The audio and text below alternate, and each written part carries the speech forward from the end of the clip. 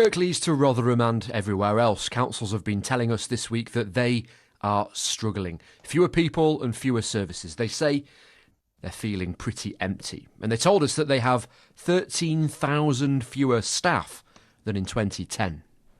That's more than could fit into this entire stadium. And the politician managing the finances feels like he's been here before. Yeah, sadly it wasn't a surprise at all, really. In Rotherham we've lost more than 1,800 jobs over the last 10 or so years. If you multiply that out across the region, then you're going to get to a very big number.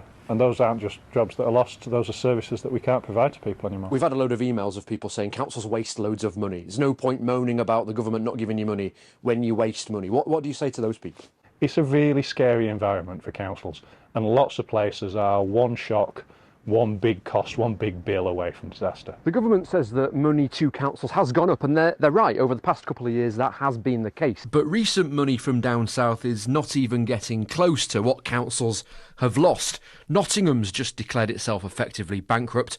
Kirklees could be next. Whose fault is that? Is that government funding cuts? Is that Kirklees not managing the money well? Is the answer a bit of somewhere in between? It's definitely down to Kirklees and their financial mismanagement. You know, we've had a finance director go, the chief executive go, the council leader was deposed. I mean, they're in a mess. External auditors have been critical of Kirklees in the past few years, but the council says it's now improved its management. But not enough, according to the PM. The council is clearly no longer fit for purpose and local residents deserve better.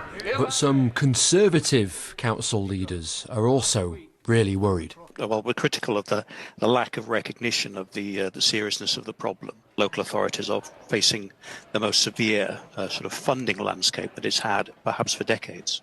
Back up to Rotherham and back to a conversation we've had many times. Are you fed up of moaning? Yeah, I really wish I never had to have this conversation again. It'd be lovely to come out and say, no, we're okay now, we can do some more things.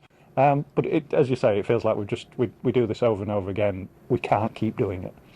It doesn't matter where you go or who runs your local council. There's a real agreement that they're in trouble at the moment, and there's an existential crisis about how we provide our public services.